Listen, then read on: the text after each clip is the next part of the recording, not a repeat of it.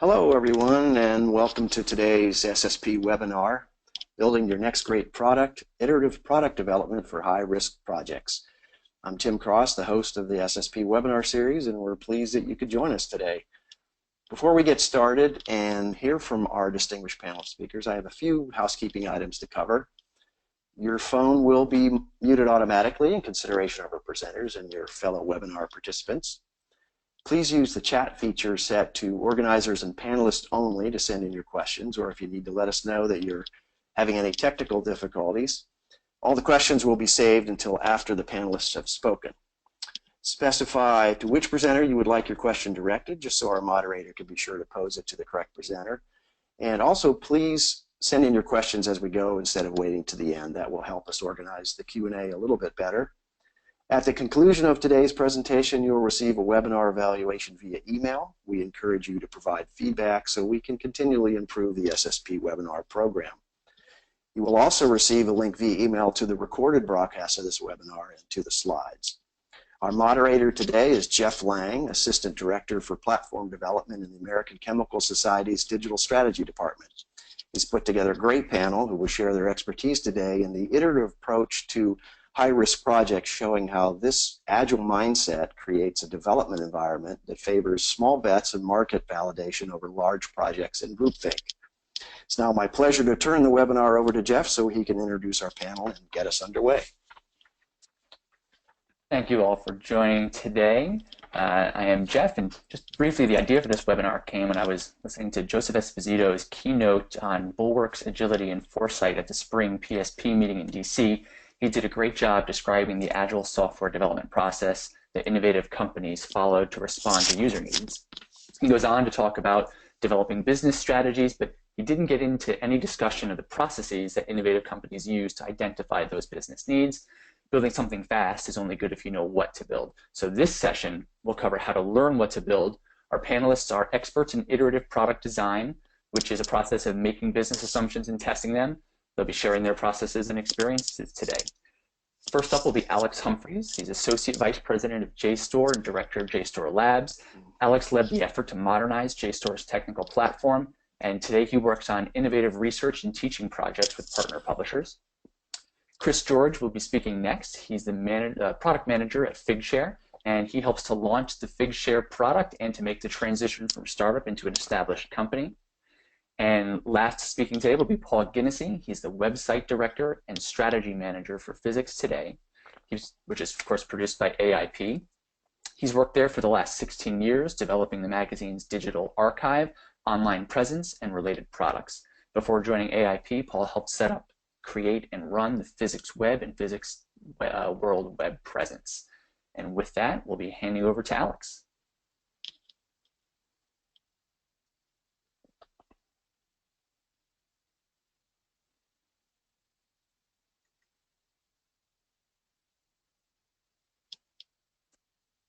Alex, you may be on mute.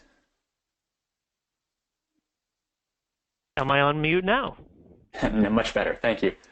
Oh, that's much better. Well, thanks, Jeff and Tim, for unmuting me and for giving me a chance to giving us this forum for conversation. I'm looking forward to it. So where I'm going to focus is I'm a member of JSTOR Labs, which I'll tell you a little bit about. And what we do is we follow a fairly stepwise approach to the great unknowability of these high-risk projects. And we focus especially on talking to users. And so I'm going to talk specifically about how we do that, what those steps are, and give some ideas for how they might be applied. I'm on Twitter at abhumphreys, so if you're one of those tweety folks, then feel free to tag me if you're angry about something I say. Okay, so JSTOR is, for those of you who are unfamiliar with it, is a not-for-profit digital library. It's one of the most trafficked research sites that are out there. And it is a member of Ithaca, which is also a not-for-profit that helps the academic community work with digital technologies. JSTOR Labs is a relatively new team that has it's been around in JSTOR for about 2.5 years. And what we do is we test out new ideas. And we do that by working with partners and publishers and libraries and scholars to create these prototypes that allow us to find out if there's value in ideas, which we can then bring to the primary platform and share with the world. And I'm going to walk you through an example of what that looks like. Now, the headline for this was high-risk projects and unknowability and all of this. And I think a framework that's helpful as we're thinking about innovation and high-risk projects is the Horizons framework. And this is a fairly simple framework. It's not too complex. Horizon 1 are the core business of an organization, the thing that is keeping a business alive. It's in that world for Horizon 1. It's inherently knowable. You know what the market is, you know the product. You can still innovate, and innovation is still vital for that core business. Generally, that innovation is focused on operational efficiencies. If you think about Amazon, the core business would be selling books, for example. Amazon around 2000, core business was selling books. They would have innovation around the one-click shopping feature. But it was a knowable innovation, a knowable business. Whereas Horizons 2 and 3 for Amazon would be like AWS would be a third horizon, where it's a completely new business, new market, new product. Everything is new and out there. And the fundamental state here is one of uncertainty. You don't know if you'll build it, whether or not they'll come, because you don't even know what it is or who they are and how to build it. And that unknowability leads to a circuitous and challenging path to success. So this little picture here is called the design squiggle, and Damian Newman created it to describe how you have to go from great uncertainty to clarity around what's valuable for design, but it's also appropriate for business.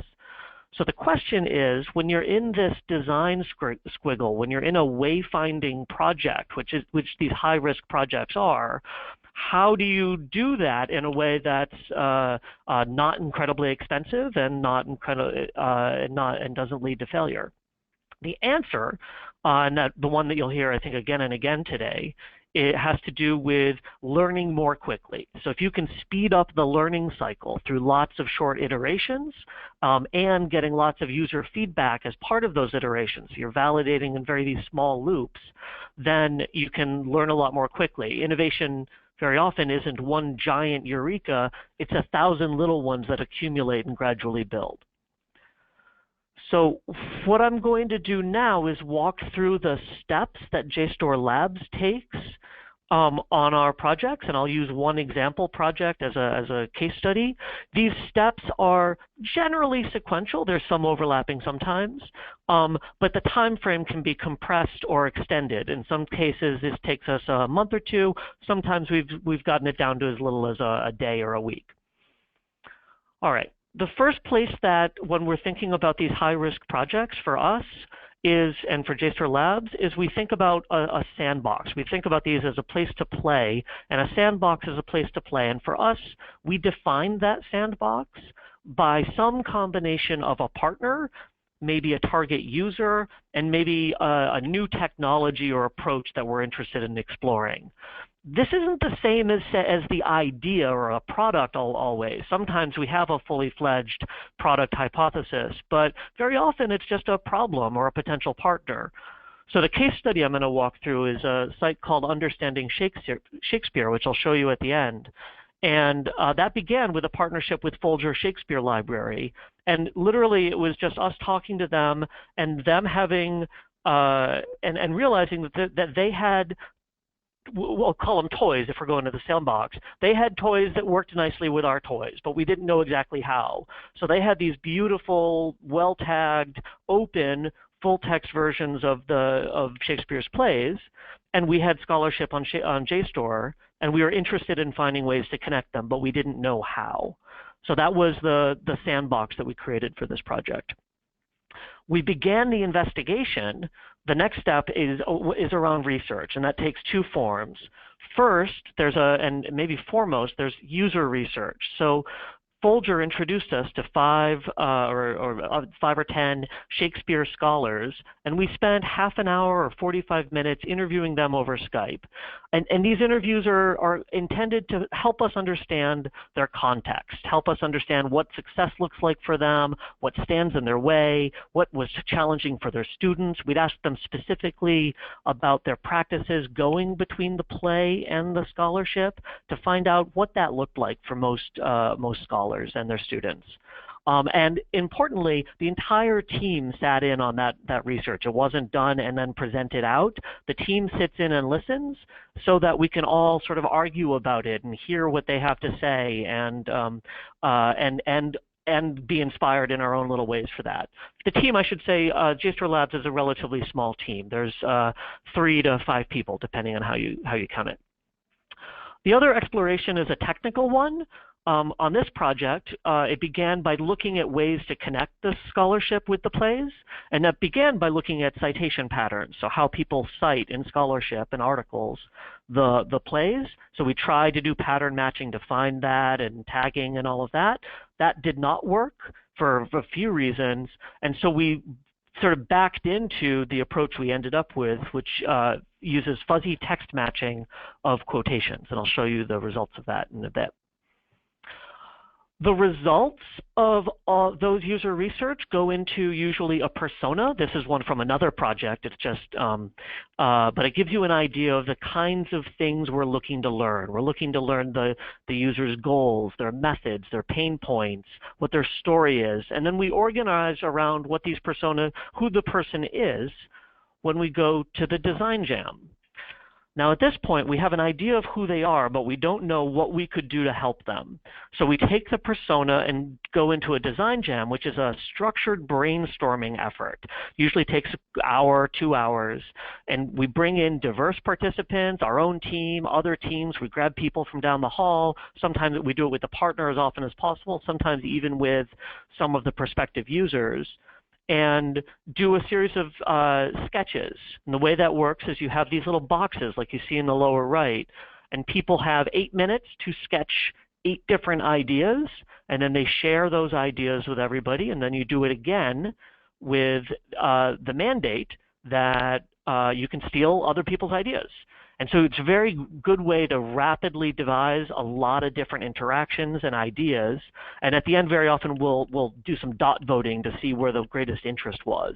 You can see some examples that got drawn during the flash build, during the design jam that we did at Folger Shakespeare Library to kick off the flash build in which we built all of this. So all of Understanding Shakespeare was built primarily during 1 week at the Folger Library in DC. This is an agenda for the design jam. This is a brainstorming effort. So I want to give I think it's important when you're going into those efforts to let people know that you're into for some serious fun. It can't be a weight on your shoulders to go into them. So we design these agendas to have a little bit of humor and some fun to them so that people come in with the right attitudes. And this is a way that the agenda is one way in which we convey that serious fun aspect. From there, once we have the few key ideas that we're interested in, when we're still at a high level, we'll draw them with just a piece of paper and then test those with users. So for Shakespeare, that looked like this. These were one of the ideas that came out of the design jam, a way where the play is on the left and the scholarship on the right, and you click on something in the middle to get the articles. And by just conveying the big concept, we can put these in front of users and see where they're confused, where they jump out of their chair and get excited, and help us decide which of the big ideas is worth drilling into.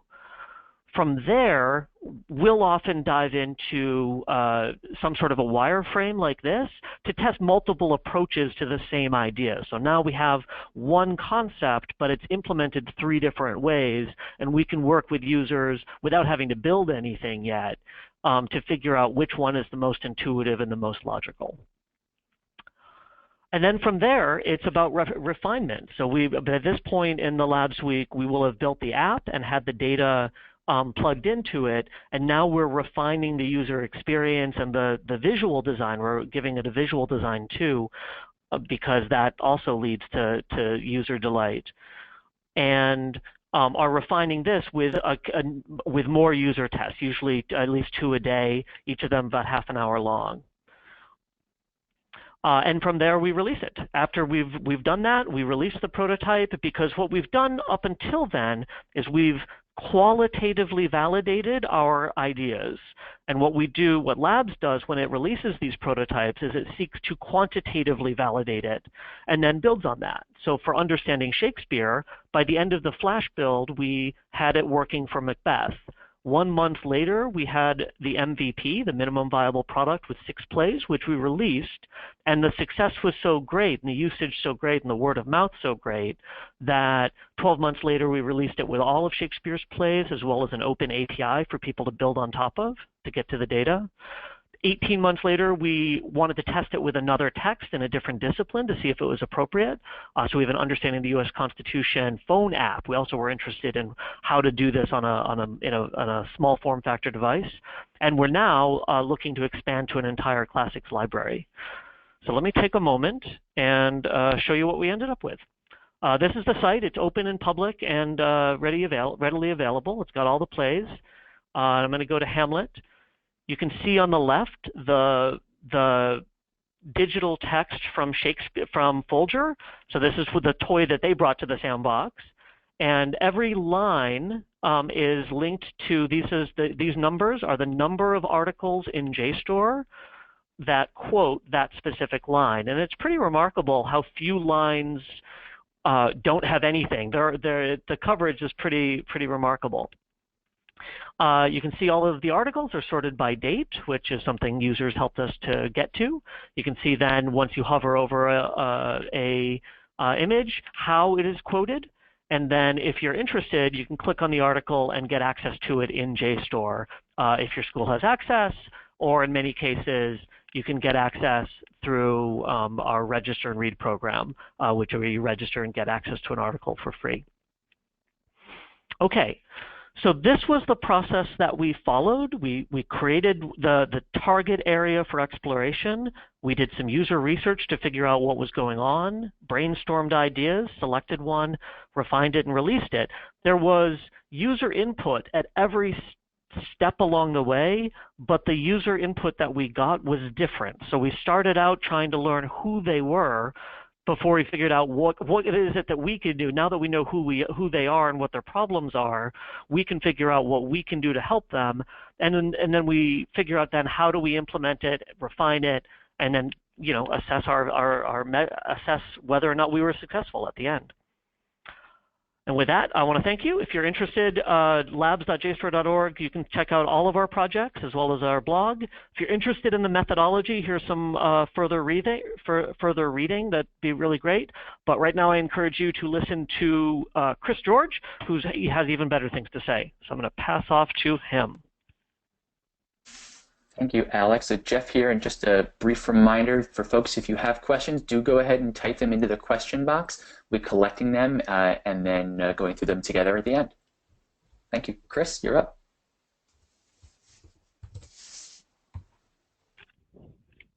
So hi, everyone. I'm Chris George. I'm the product manager at Figshare. I've been in product management for nearly 9 years now across a variety of industries, and have been the product manager at Figshare for almost 3.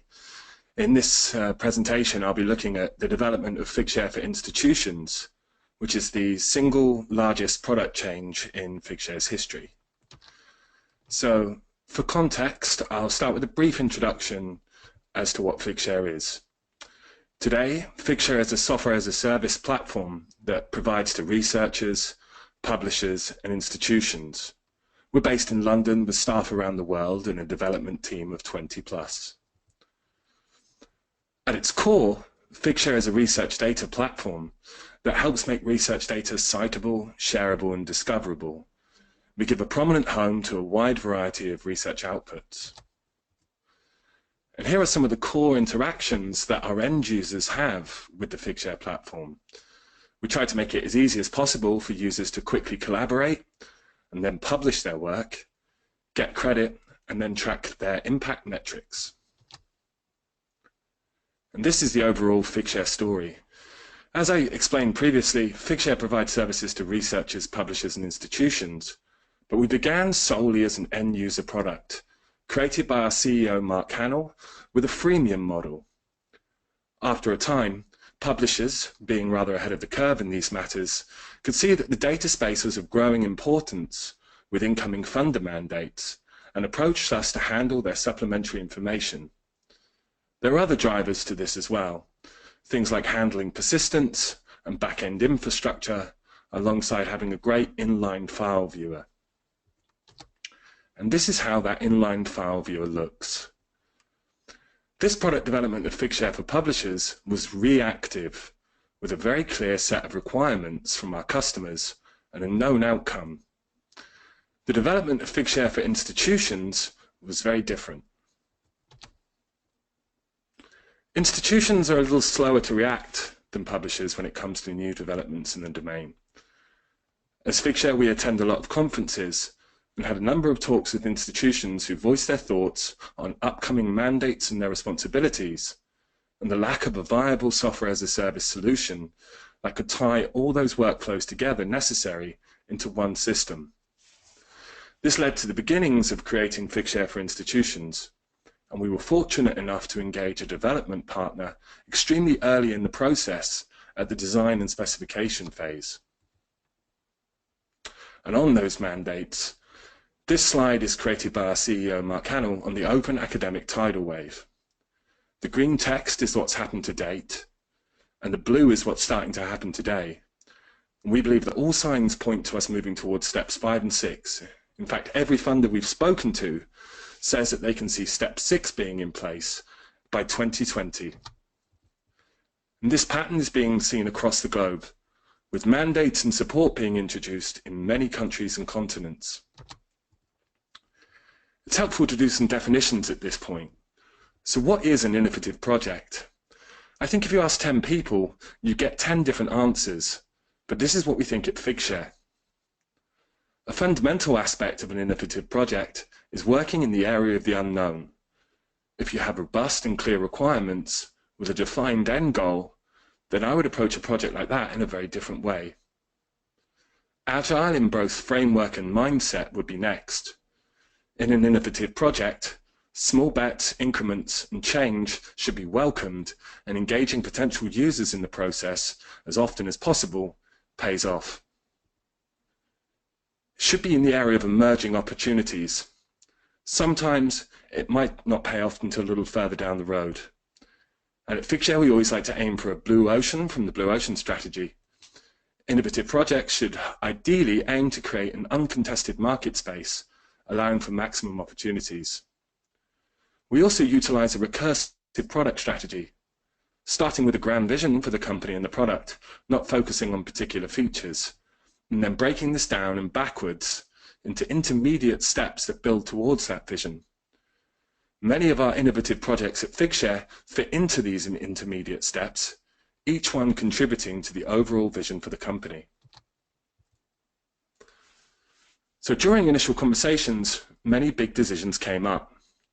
At Figshare's inception, we were unaware that we would grow to a software as a service platform, and our initial data model was very simple. Exploration showed a lot of new concepts to consider, many ill-defined and others aspirational.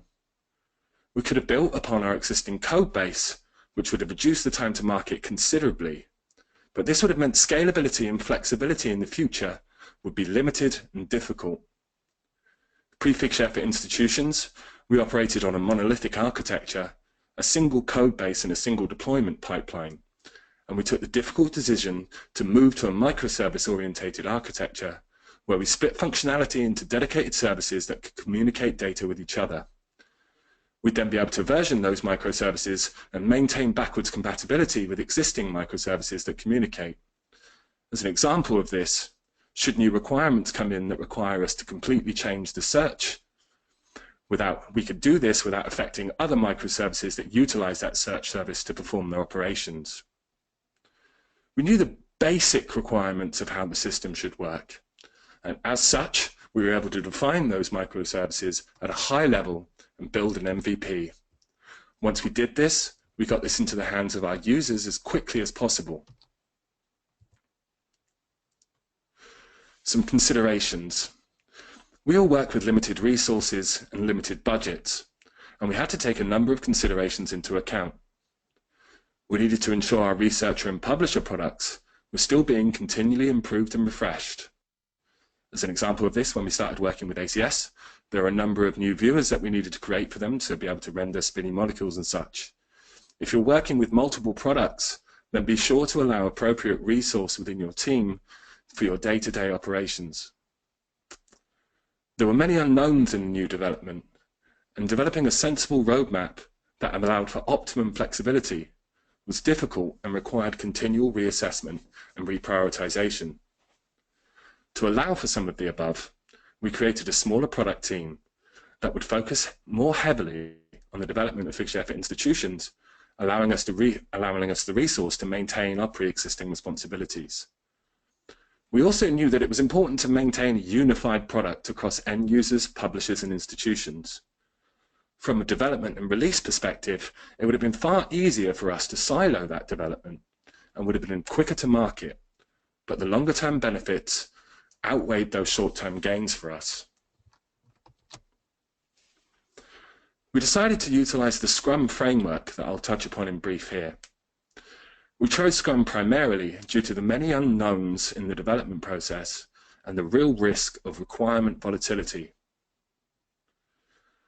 We established a core team of product manager, dev team, and Scrum master. Referring back to the Horizons framework that was mentioned before, I believe it's also important to have a combination of the three voices laid out within that framework present in the team and engaged. The voice of today, the person responsible for delivering today's results that are more concerned with managing the existing, maximizing returns, and keeping the organization going efficiently and effectively. The second voice of the entrepreneur, the person eager to experiment and try out new things and explore. And then finally, the voice of the aspirant, who is looking to build a different vision and more pioneering ways that are far more aspirational, and seemingly on first take, they may be totally incompatible with the reality of today. It's the product manager's job to balance these voices in a direction that's best for the product. We opted for 2-week sprints with all of the traditional Scrum artifacts, along with a few of the optional ones. The key point to remember when utilizing this framework is that each sprint should produce an increment of the product. If it doesn't, you should rethink your tasks. When we started to pull together requirements, we took numerous approaches. What we were trying to build wasn't completely without precedence, so we were able to take a look at the marketplace and see how similar problems were tackled in isolation. Speaking to potential customers, including our development partner, is a great way of getting requirements. Take care here not to be too prescriptive and listen to the problems customers have, not necessarily the pragmatic solutions they propose. In the unknown, don't be afraid to use your own intuition. Sometimes there is no clear right approach to a problem. Think about how you can fail fast and learn and iterate quickly. Looking outside your domain can also bring great insight. Not all problems are specific to your field, and approaches from other areas can be transposed to bring fresh thinking. Try to think in journeys and not in specific features. Thinking in journeys for your users focuses more on the user experience and means you don't get too tied down to one approach to tackling a problem. And finally, prepare for and allow for change. A brief note on delivery. Validate your ideas with your customers and users often. Increment demos as a result of a sprint are a great way to quickly bring feedback into your development cycle. Perfect is the enemy of good. And what I mean by this is that MVPs and phased iterations allow you to get functionality into the hands of people using it as quickly as possible and understand what is really required. Aiming for perfection on a first run often leads to not great results. Fail fast and don't be afraid of pivots. Post MVP and release and launch. So we maintained our Scrum schedule until our core set of functionality was released, and then we moved to Scrumban, which is a hybrid framework of Scrum and Kanban. The reason we did this is that we felt that Scrumban was more suitable for product maintenance, with frequent and unexpected work items. Just because we've moved to a product maintenance stage, of course, doesn't mean that innovation stops. We run a variety of customer engagement initiatives, from customer days, a feature request and discussion forum, and working groups. These help inform and define a long-term recursive product strategy, with internal think leaders owning individual elements until they are ready to come into our pipeline. The launch of the product was a great success, and we now have institutional customers in UK, US, Australia, New Zealand, and mainland Europe. And that is all. Thank you very much for your time. I'm going to hand this over to Paul.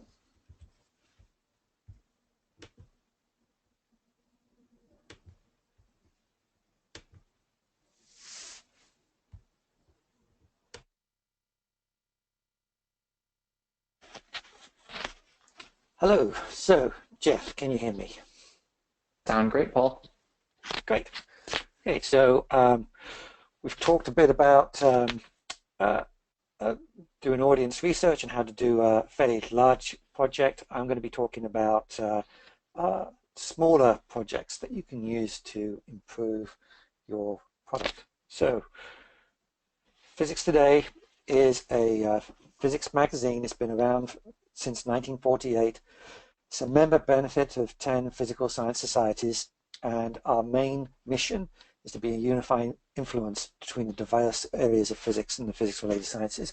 Basically, that boils down to being able to translate astrophysics to a geologist and geology to an astrophysicist, which can be a bit tougher than you would normally think. So even though we're a magazine, we're actually on a journal platform, and we have a pretty high impact factor in the general physics field. But the difficulty we face is that we have a fairly complex subscription model, in that the members of the member societies get it as free as part of their subscription. We have individual subscriptions, and we have institutional subscriptions too.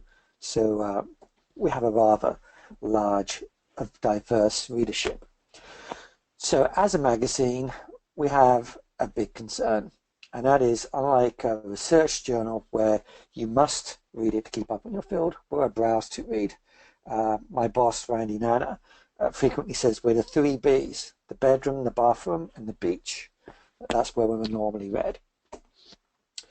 And the other difficulty we have is that, on average, researchers claim to spend about an hour to 2.5 hours reading research papers each week. And they claim that they're reading 300 papers during this time. So what we later discovered when we talked to these researchers in more depth is that when they say they're reading 300 papers, what they mean, they're reading the titles of the papers, and they're stating that that is them reading that paper. So, and as everybody knows, workload on scientists has increased. Bureaucracy is always going up. There's more forms to fill out. There's more meetings to give talks to. And so for browse to read, our time is limited. We can grab them because there's only still 24 hours in one day, unless we can persuade some of them to move to Mars and switch to a longer day. So, oops. The other concerns we have is that, as many of you are aware, that everything on the red, reading doesn't require a subscription. Or if it does require a subscription, most people don't actually realize that, say, their institution is paying for their access. And the other thing that you may have noticed is that the loyalty to a publication has dropped. It's weaker than it was in the past. And that's partly due to products like iTunes, Google Play, and Facebook. When the Nobel Prize announcements came out, if you spoke to a lot of people about the prize, they would tell you that they probably first saw the news on Facebook, or they heard it on the They may have heard it on the radio, but they probably read something about it on Facebook. And if you ask them, well, which publication was that from, they probably couldn't tell you. They just simply say, I read it on Facebook. And then the other thing we have with Google and Facebook and others is that advertising is becoming a much, much tougher market for magazines and publishing. I mean, I think it's about 85% of the revenue that the newspapers and magazines used to have from advertising has now gone over to places like Google and Facebook. So we need other options. We need other ways to make money. And we don't have an unlimited budget to do experiments. So what I'm going to be talking mainly about is we don't want to be in front of the wave. Being in front of the wave with all these new emerging technologies coming out is a very expensive prospect. If you were trying to do some of the things we did, say, 5 years ago, it would cost you at least 10 to 100 times 10 to 100 times more than what we pay for. And you just want to be slightly behind the edge. Or you want to be at the point where you say, hey, this is going to be an opportunity for us where we could make some revenue or meet some other targets. So as Alex said, the most important thing to start with is find out who your audience is and what part of that audience are you trying to reach. So for us, one of the things we found through doing surveys on the website and in print or talking to people is that we have a fairly consistent audience. Our audience, 85% of them have a master's degree in the physical sciences or higher. The main differential is age. People who read in print either at the beginning of the career or they're retired. People who come to the website are around the age of 38. People who read us via email are around 32. The main difference seems to be age. The one outlier to that, of course, is Facebook, which I might talk about in a minute. And the other question you have to ask is, why do you need to reach them? Where does this audience match in terms of the goals that you have as an organization and as a publication? So at the very beginning, I said our goal is to be the glue in the physical sciences community. So finding out that our current audience is 85% have a master's degree in physical sciences, that means that we are reaching that audience. So we want to find other ways in which we can engage, reach with the audience. And engagement is the key. I mentioned earlier that people are claiming that they read 300 papers a week. The other research that we've done through our surveys is that we've discovered that if someone gets an email from Physics Today, they consider that reading the magazine. We wouldn't typically consider that reading the magazine, but they do, and they're the audience.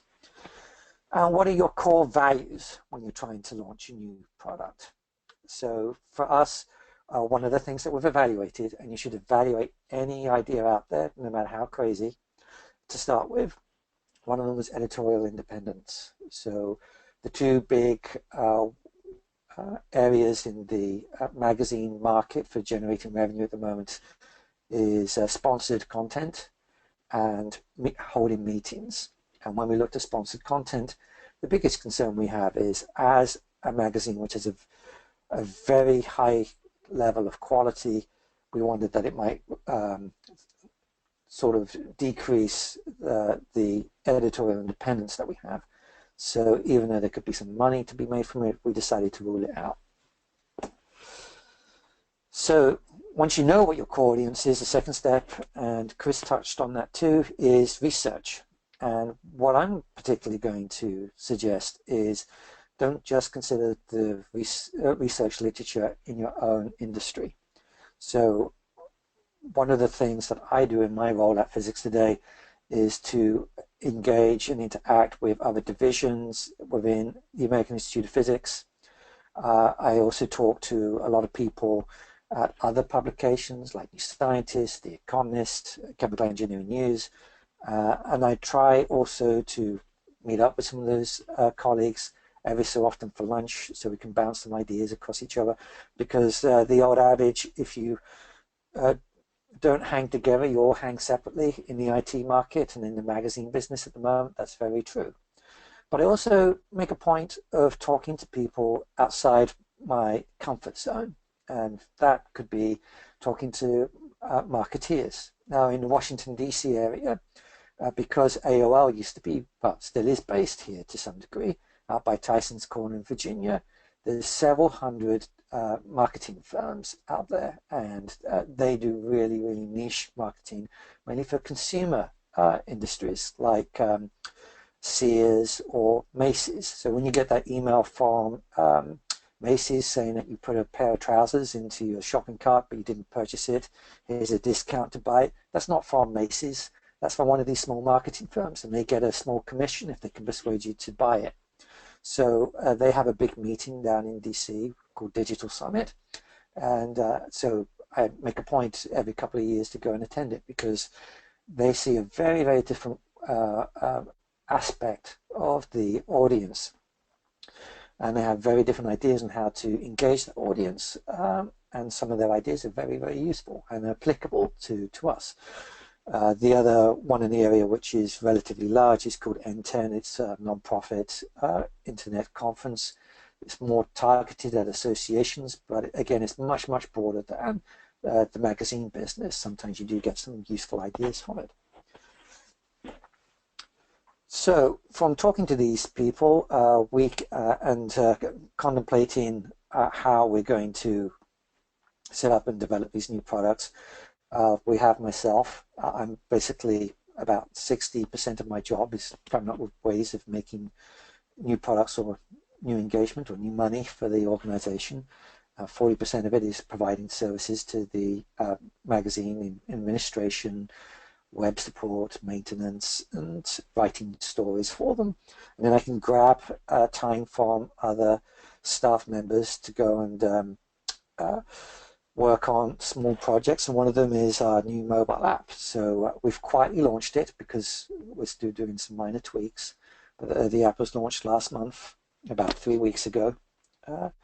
We're currently working on transitioning our website to a better platform, which hopefully will be launched, knock on wood, sometime in mid-November. As part of that, we're also evaluating new ad techniques. So how can we talk to advertisers, get advertisers more engaged. On our current site at the moment, we don't sell impressions, we sell time, because we believe that impressions aren't a good measure of the value that we provide to the people who are talking to our audience. Excuse me. And the other thing that we do when we look at new products is you shouldn't think of new products as just something for reaching your outside audience. You should also consider your inside audience, and that includes rethinking every aspect of our production operation. So we're always continually tinkering and thinking of ways in which we can improve it. So to give an example, it used to take us 2 weeks and 2 FTEs, 2 full-time employees, to convert the print magazine, which is a monthly publication, for the website. We've now got that down on a good day to 2.5 hours, and it cost us something like $5,000 for some outside consulting and some plugins that we bought. So that $5,000 easily paid for itself in the first 6 months by the amount of time it freed up internally for us to work on other products. So I said that the idea is to not be in front of the curve but behind it. So this app, how do we define a success?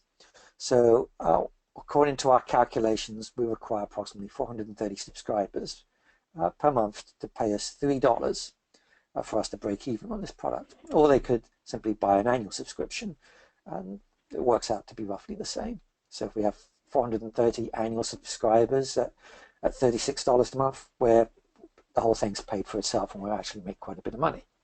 So how can we do it so cheaply? Well, the first thing is we're using a leading industry vendor. So instead of looking for a vendor that's specialized in journals, because remember, all our content's on a journal platform, we looked for consumer magazine publications. So we're using a company called Tidal to do it. And then we asked them to build for us JAT's XML importer. So we can use exactly the same XML that goes on the website. We press a button and then bang, it's into our app. It takes roughly 15 minutes for us to do. And the other thing that we decided to do when we were building this app is we like insurance. We're a great believer in insurance. So you always have to consider the disaster scenarios. So our disaster scenarios, okay, what happens if our publishing platform that goes down for some reason, like there's been a massive earthquake or a fire, or even worse, they go out of business. How quickly could we go and rebuild the entire site? And because we're using an industry standard XML format, and this thing can import XML, we could replace the entire site with our app very, very quickly. So that's another aspect that we considered.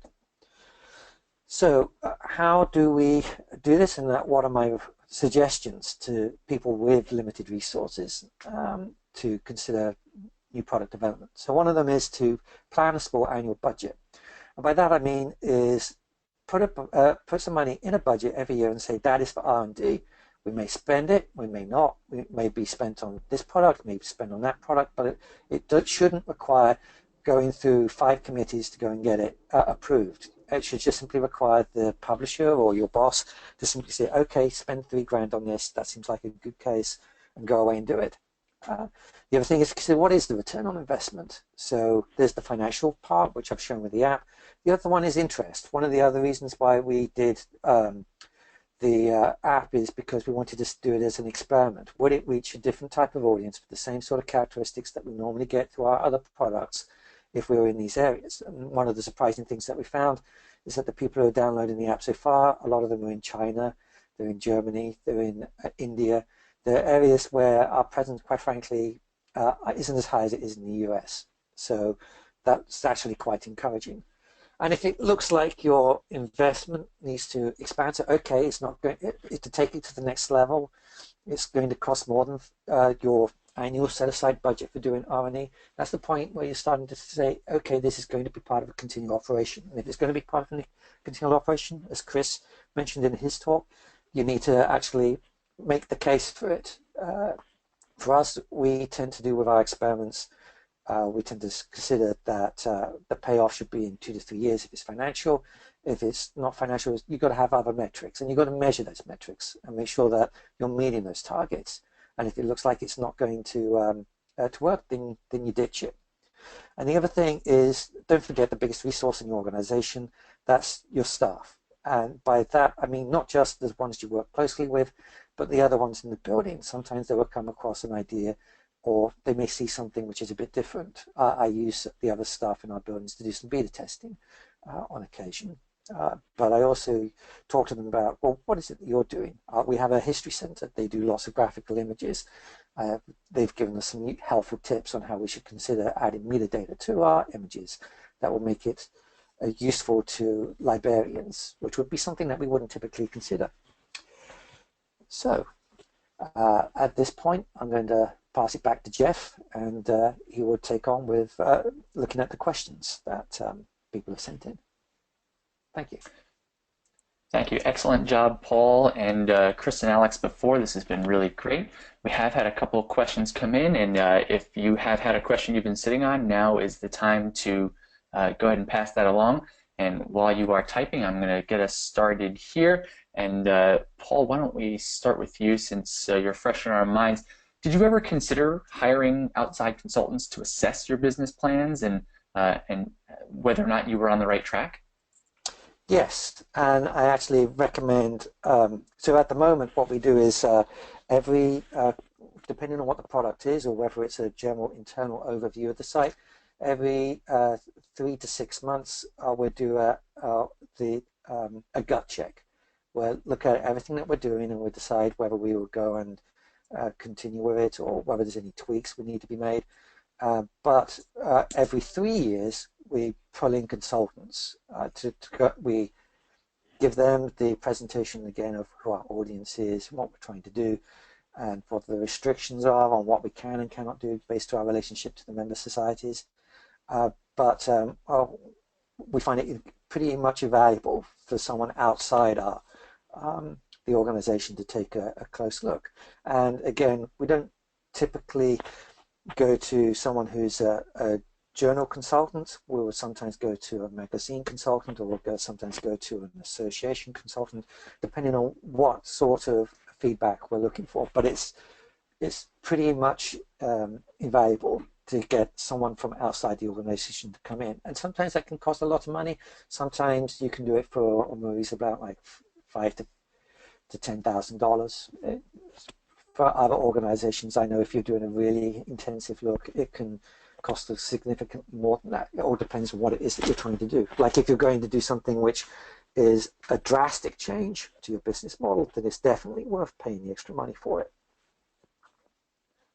Excellent. And you talked a bit about measuring success and failures. How do you guys define those? And were there any discussions that you had around a failure, and how did you guys manage the discussion on whether to continue? So I would say one of the discussions we've had, and I'm going to switch off this slide for a second, is this is our current audience channels. So as you can see, in print we have 100,000 print subscribers. We have roughly 116,000 people who come to the web, 85,000 on email, very small few people on RSS, and 90,000 on Twitter. Now, what's missing from that, of course, is Facebook. And if I put Facebook in, you see it's up in the 3 million mark, and we do try and sell subscriptions through Facebook, but they're generally fairly unsuccessful. So the question we have to ask ourselves is, okay, we're spending time inside the organization. Unknown caller. Whoops. Let me get rid of that. And one of the things we had to ask was, is it worth doing the time and investment inside to go and continue supporting Facebook? Okay, we're reaching a large audience, but is it the audience we want to reach? Now, Facebook, it's generally 18 to 24, and they have a high school background in physics, so they're not our typical audience. However, over 1 million of them are in India, and there's also a significant proportion of them in the Middle East, and a relatively large number in other parts of Asia. So in terms of building the brand in those areas, it's actually quite important for us to remain on Facebook, because that's, as everyone knows, a growing area in the scientific community. So we reassessed what we were trying to do with Facebook, so we decided not to sell subscriptions through it, but to use it for brand marketing instead. So that's one of the ways in which we altered and modified what our goals with Facebook. But as I will also add, we also cut down the amount of time we're spending on it. That's great. So I have a question for Alex here. We had actually kind of similar question that came in online asking what to do if you have to start this process in the middle, if you're part of a group that maybe isn't part of that very initial discussion. And at the same time, are there some things that organizationally can be kept in mind when you're trying to do these innovative projects, some common mistakes that people can try to avoid? So I think the question around coming into the middle, I mean, very often, you know, there'll be some brainstorm or some, you know, organization has an idea, hey, this is a thing that we should explore, and you kind of adopt that even once it's a known event. I think or a known thing, even though it's not really been validated by the market or anything. I think the message is still the same. It's as soon as you can, talk to users, because for me, I'd be given, as a product manager, as somebody who develops new products, in a previous world, I'd be given, you know, an idea with requirements, and I'd develop those out. The relationship that I have with the stakeholders has changed since I really started talking to users, because now I'm the expert, and it's more of a conversation of partners and me even leading. So they might have said, hey, this is the idea that we need to implement, but because I have that user research and the knowledge that I'm learning from there and can point to things that have either been disproven or proven, it changes my relationship, and I'm able to lead the organization through this process and through a product development process.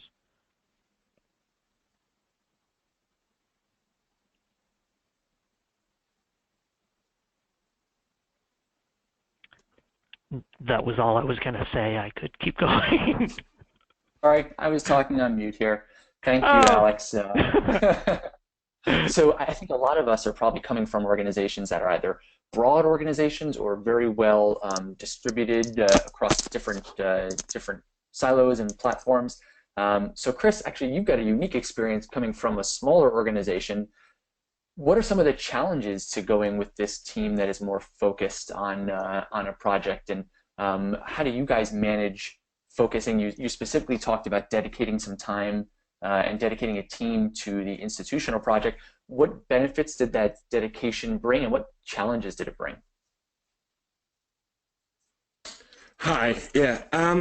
So I think everyone's kind of experienced difficulties with introducing new processes within an organization, and those challenges can come from any tier, from high-level C-suite or from the actual designers or developers themselves. And I think the advice I would give would remain consistent, is that by showing some of the benefits of working in this agile way, and by explaining that we're going to be engaging our staff to bring their best practice and their knowledge and skills to bring about some of these ideas, and it's not going to be as prescriptive maybe as some of the other chaps have touched upon, is a really good way. So showing that the value that they're going to bring to the development process.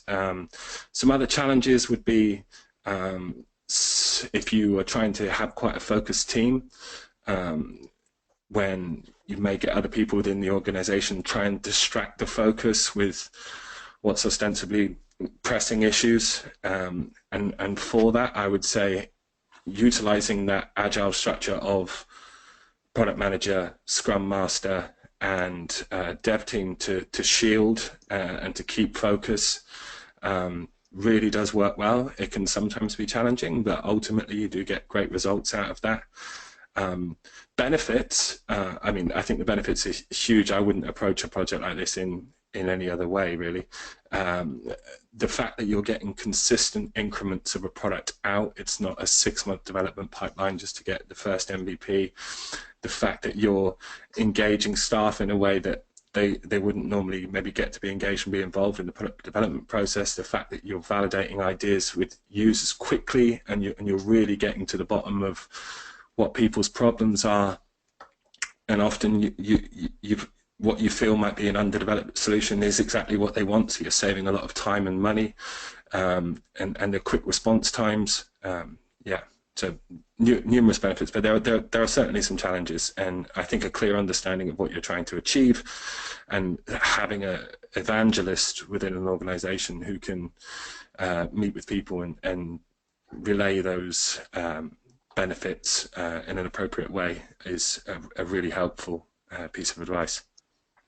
Yeah, to follow on what Chris just said, one of the things that we did in our Physics Today is we actually made everybody's job description, 10% of their time is devoted to the website / new products. So for a lot of the editors, it's doing writing content for the website, but for the production people, it means working on projects like the ones I showed here.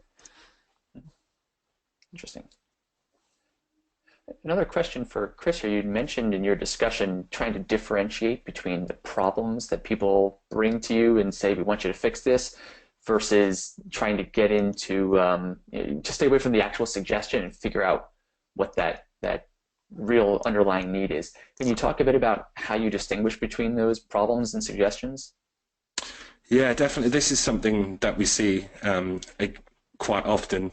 As I say, we do have a lot of customer days now. We're in product maintenance, and a lot of we have a feedback and requests forum, and quite often people's product requests will be extremely prescriptive insofar as we want this red button here on this page to do this, which is fine and dandy, but trying to understand what the pain point is in their interaction with the product and what they're actually trying to achieve, and then being able to come at it from a different way without taking the initial suggestion of just put that button there, leads to ultimately, I feel, a much more cohesive product experience, and you can often solve it in a more elegant way as well. So it's trying to understand that kernel of the problem, and not necessarily just taking the put that button here approach, and it's proved really successful. There's actually a thing called the product death cycle, which is where user doesn't like product, requests feature, you build the feature, user doesn't like the product. That yeah, loop completely. It's a horrible, horrible loop to be part of. And it's one of the things that when you're doing user research, you need to learn not just, you have to listen, but you also have to know what you can't hear from a loser, oh my God, loser, from a user. You have to learn that there are some things that they say that you have to really dig into underneath it and can't just take what they're saying at face value.